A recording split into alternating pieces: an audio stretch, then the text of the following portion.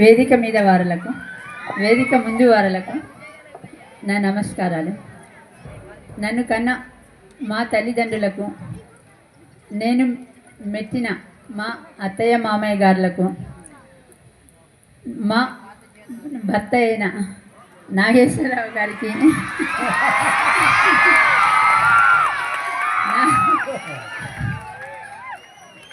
ఎంతో భరించిన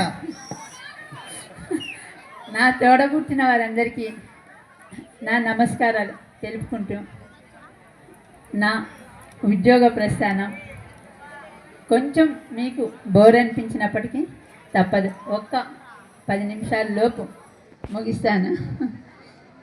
నేను సర్వీసు బిగినింగ్లో అంటే ముందు బీఈడీ చేశాను. బీఈడీ చేసేటప్పుడే అంటే దేనికి చెప్తున్నానంటే ఈ ఇష్యూ బీఈడీ చేస్తేనే కదా వచ్చేది టీచర్గా అనుకుంటారేమో. నేను బీఈడీ చేయటానికి ముందు చిన్న పాపని ప్రెగ్నెంట్గా ఉన్నాను. 7th మంత్లో బీఈడీ సీట్ వచ్చింది. ఆ టైంలో వెళ్ళిపోయి బీఈడీకి గిద్దలూరులో వెళ్ళి జాయిన్ అయ్యి ఒక్కదాన్ని అక్కడనే ఉండిపోయాను. ఆ తర్వాత పెద్ద పాప ఏమో అత్తయ్య గారు వాళ్ళ దగ్గర ఉంది, చిన్న పాప నేను మోస్తూ వెళ్ళిపోయి గిద్దలూరులో ఉన్నాను. ఆ తర్వాత అక్కడ అంటే బీఈడీ మధ్యలో వచ్చేసి డెలివరీ అయిన తర్వాత చిన్న పాపని 17 రోజుల వయసులోనే పాపని వదిలేసి మళ్ళీ బీఈడీ అంటే కాలేజీ నుంచి వాళ్ళు అర్జెంటుగా వచ్చి చేరండి లేదంటే సీటు క్యాన్సిల్ చేస్తామని మెమో పంపించారు. ఆ టైంలో పాపని ఇంట్లో అమ్మ వాళ్ళ దగ్గర వదిలేసి వెళ్ళిపోయి ఇంకా కోర్సు మొత్తం కంప్లీట్ అయ్యేదాకా అంటే దాదాపు 6 నెలలు పాపని అక్కడే వదిలేసి పెద్ద పాపను ఒకళ్ళ అత్తయ్య గారు వాళ్ళ దగ్గర, చిన్న పాపను అమ్మ వాళ్ళ దగ్గర ఉంచేసి వెళ్ళి బీఈడీ కోర్సు కంప్లీట్ చేసుకొని వచ్చాను. అయితే ఈ కోర్సు చేయటానికి నేను అక్కడికి వెళ్ళటానికి ఉండటానికి మాకు అందరూ కూడా చాలా పూర్తిగా సహకరించారు. ముఖ్యంగా మా హస్బెండ్ వారం పాపం తను అక్కడ గిద్దలూరు వచ్చి చాలా కష్టపడేవాళ్ళు నాతో పాటు. కోర్సు అయిపోయిన వెంటనే 1990 31 డిసెంబర్ ముందు రూపినిగుంట్ల హెచ్డబ్ల్యూలో చేరాను. అంటే అక్కడ మా అత్తయ్య గారు ఆ స్కూల్లో హెచ్ఎం గారు, నేను అక్కడ ఆమె దగ్గర అసిస్టెంట్గా చేరాను. అంటే ఇంట్లో బయట కూడా అత్తగారి సంరక్షణలోనే ఎంతో జాగ్రత్తగా చాలా బాధ్యతగా మెలుగుతూ వచ్చానని నేను అనుకుంటున్నాను. ఆ తర్వాత సర్వీసు బిగినింగ్ 1991లో నకరికల్లు అంటే 23 ఏప్రిల్ నకరికల్లో జాయిన్ అయ్యాను. అప్పుడు నకరికల్లో జాయిన్ అయినప్పుడు ఇప్పుడు నా ప్రక్కన కూర్చున్న ప్రకాశమ్మ ఈ మేడం గారు, అట్లనే రంగనాయకులు మాస్టర్ గారు, వీళ్ళిద్దరు కూడా అక్కడనే ఉన్నారు.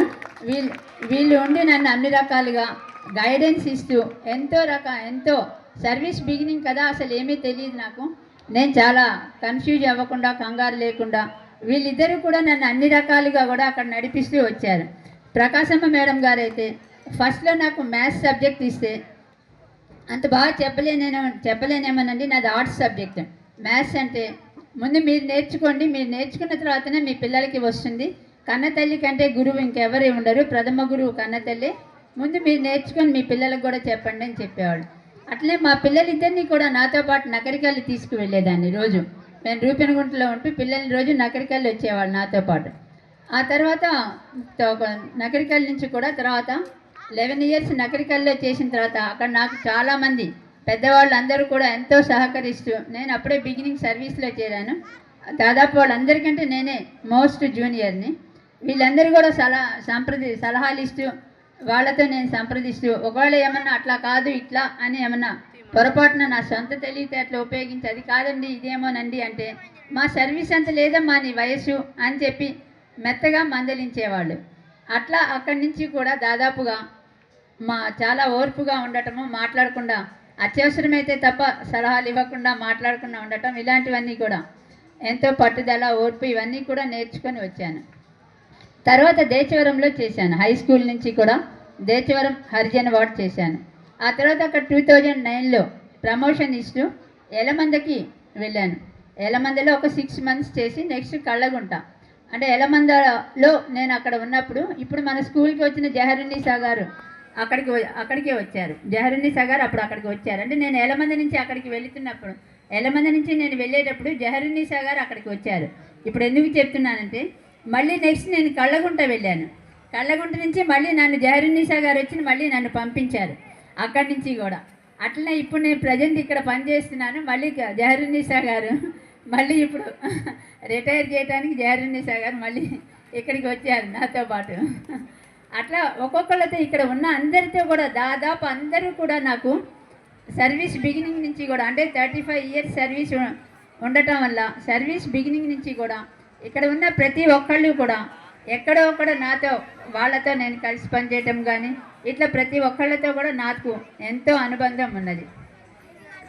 అట్లా ఇక్కడ ఈ పాఠశాలకి 2017లో వచ్చాను.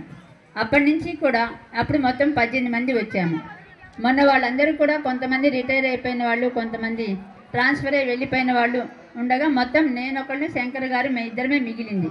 2015 నుంచి వచ్చిన బ్యాచ్లో మొత్తం 18 మంది వచ్చాము అప్పుడు కూడా. ఇంకా ఈ పాఠశాలకి వచ్చిన తర్వాత ఇంకా అసలు పాఠశాల పరిస్థితి మన వరప్రసాద్ సార్ దగ్గర నుంచి కూడా మంచి ఒక గుడ్ అడ్మినిస్ట్రేటర్ హీజ్. ఏ రకంగా అడ్మినిస్ట్రేట్ చేయాలి, ఎట్లా చూడొచ్చు, ఎట్లా చేయొచ్చు, ఇలాంటి విషయాలన్నీ కూడా ఫస్ట్ 4-5 ఇయర్స్ సార్ దగ్గర చూసి గమనించి నేర్చుకున్నాము. అంటే టీచర్ నిత్య విద్యార్థి అంటారు కదా, అట్లా ఎవరిలో మంచి విషయాలున్నా కూడా ఎప్పుడు నేర్చుకుంటూనే ఉండాలి ఎప్పుడు కూడా. అట్లా వరప్రసాద్ గారి దగ్గర కూడా ఈ రకంగా విషయాలు మంచి అడ్మినిస్ట్రేషన్ ఎలా చేయాలి, ఏ రకంగా వ్యవహరించాలి ఎవరితో అన్న విషయాలు కూడా నేర్చుకుంటూ వచ్చాం. తర్వాత హెచ్ఎం గారు వరప్రసాద్ గారు వెళ్ళిపోయిన తర్వాత పార్వతీ మేడం గారు, ఇంకా మేడం గారు కూడా అన్ని విషయాల్లో కూడా ప్రతిదానికి ఈ పని చేద్దామండి, ఇలా చేద్దాము, ఇలా ఉందామంటే దేనికి కూడా ఏనాడు కూడా అభ్యంతరం చెప్పేవాళ్ళు కాదు. మేడం గారు చాలా సున్నితంగా వ్యవహరిస్తూ ఇంత పెద్ద స్కూల్ని డీల్ చేయాలంటే చాలా కష్టం. అలాంటిది మేడం గారు వచ్చినప్పుడు 100 మెంబర్స్ ఉన్న స్కూల్ నుంచి ఒక్కసారి 1000 మెంబర్స్ ఉన్న స్కూల్కి వచ్చారు. వచ్చినప్పటి నుంచి కూడా మేడం గారు ఇప్పటివరకు కూడా అంతే పట్టుదలతో చేస్తూ ఉన్నారు. అంటే వీళ్ళందరితో ఒక్కొక్కళ్ళతో ఎంఎస్ఆర్కే ప్రసాద్ గారు తీసుకుంటే మా పెద్ద పాప మాస్టర్ గారి దగ్గరనే మ్యాథ్స్ అవంతా కూడా నేర్చుకుంది. ఇంకా తర్వాత దుర్గా ప్రసాద్ సార్ బాగా మాకు మొదటి నుంచి కూడా మాకు బాగా కావాల్సిన వారు. సార్ కూడా మ్యాథ్స్, ఋత్విక్కి కూడా ఇప్పుడు ఏమన్నా కావాలన్నా చేయాలన్నా మ్యాథ్స్ వీటికి సార్ దగ్గరికే వెళ్తూ ఉంటారు. అట్లా ప్రతి ఒక్కళ్ళతో కూడా ఇంకా చాలా అనుబంధం ఉన్నది. ప్రతి ఒక్కళ్ళతో కూడా ఈ రకంగా ప్రతి ఒక్కళ్ళతో ఇన్నేళ్ల సర్వీస్ కొనసాగిస్తూ ప్రజెంట్ ఇప్పుడు ఈ స్థితిలో ఇంత పెద్ద స్కూల్లో రిటైర్ అవటం అంటే నిజంగానే నాకు చాలా గర్వంగా అనిపిస్తుంది. ఎందుకంటే నేను సర్వీస్ బిగినింగ్లో నకరికల్లో ఉన్నప్పుడు ఈ స్కూల్లో జిల్లా పరిషత్ వాళ్ళు ఆటల పోటీలు పెట్టారు టీచర్లకి. అప్పుడు వచ్చాను, ఫస్ట్లో ఈ స్కూల్కి వచ్చాను. అప్పుడు అనుకునేదాన్ని ఎప్పటికైనా కానీ ఈ స్కూల్లో చేయాలి, ఇంత పెద్ద స్కూల్లో చేస్తే చాలా బాగుంటుందని. అయితే అప్పుడు ఇంత పెద్ద బిల్డింగ్స్ లేనప్పటికీ కూడా స్కూలు టౌన్కి దగ్గరగా చాలా బాగుండేది. అప్పటి నుంచి కూడా ఇక్కడ అట్మాస్ఫియర్ అంతా చాలా బాగుండేది. అప్పట్లో అనుకునేదాన్ని, అప్పుడు నేను సర్వీస్ బిగినింగ్లో అనుకున్నదాన్ని, సర్వీస్ ఎండింగ్లో ఈ రకంగా దేవుడు బహుశా నా ప్రార్థన ఆలకించుంటాడు. ఇప్పటికి సర్వీస్ చివరిలో ఈ రకంగా ఇక్కడికి చేరాను.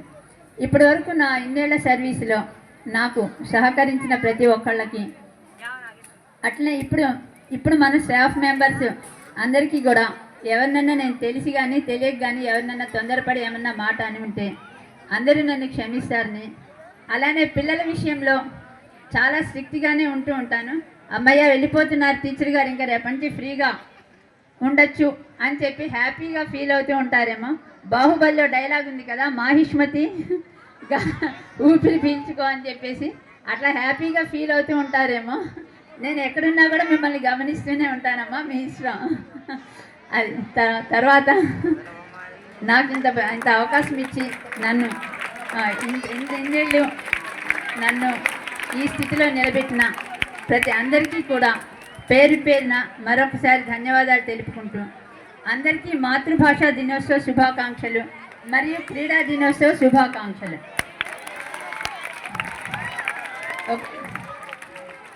మాతృభాష దినోత్సవం సందర్భంగా ఒక చిన్న 2 లైన్స్ మాత్రమే, ఎక్కువ విసిగించండి మిమ్మల్ని. తెలుగు భాష తీయదనం, తెలుగు జాతి గొప్పదనం, తెలుసుకున్న వాళ్లకు తెలుగే ఒక మూలధనం తల్లి తండ్రి నేర్పినట్టి మాతృభాషరా దాన్ని మరచిపోతే థ్యాంక్ యూ ఆల్. తెలుగు అంటే నాకు చాలా ఇష్టమైన లాంగ్వేజ్. బట్ నేను ఇంగ్లీషు అదృష్టం బాగుంది, ఇంగ్లీష్లోకి వచ్చేసాను. తెలుగు భాషలో చాలా నాకు అత్యంత ఇష్టమైన లాంగ్వేజ్ తెలుగు అంటే. ఓకే.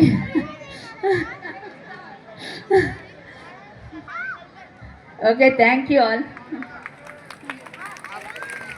థ్యాంక్ యూ మేడం గారు. మేడం గారికి తెలుగు భాష అంటే ఇష్టం నిజంగానే, ఎందుకంటే మాస్టర్ తెలుగు. అదేవిధంగా మాస్టర్ని మేడం గారిని చూసినట్లయితే పార్వతీ పరమేశ్వర్లని ఎవరన్నా ఒక జంటను చూసినప్పుడు అనుకుంటా ఉంటారు కదా, అది గుర్తొస్తుంది. అంటే పెళ్లి చేసుకునేటప్పుడు కష్టంలోను సుఖంలోను బాధలోను అన్నిట్లోనూ నేను నీకు తోడుగా ఉంటాను అని ప్రమాణం చేస్తారు. ఆ ప్రమాణం అనేది వీళ్ళిద్దరిలో కనిపిస్తుంది. మేడం గారు సర్వీస్లో కూడా ఎన్నో ఒడిదుడుకులు ఎదుర్కొని చక్కగా ఇంతవరకు వచ్చారు. అదేవిధంగా ఈ రోజుల్లో చూస్తే అత్తయ్య దగ్గర ఇంట్లో ఉంటేనే అమ్మో అనుకుంటున్నాం. మేడం గారు ఇంట్లోనే కాకుండా వాళ్ళ అత్తయ్య దగ్గర స్కూల్లో కూడా పనిచేశారు. అంటే ఎంత విధేయతలు ఉంటే, ఎంత అణుకు ఉంటే, ఎంత తగ్గింపు ఉంటేనే అలా చేయగలరు. కాబట్టి ఇంత మంచి మేడం గారు మా పాఠశాల నుంచి వెళ్ళినందుకు నిజంగా మాకు చాలా దిగులుగానే ఉందండి, బాధాకరమైన విషయం. ఇప్పుడు విద్యార్థుల చేత బుజ్జి బుజ్జి గణపయ్య. ప్లీజ్ వెల్కమ్ బుజ్జి బుజ్జి గణపయ్య టీమ్.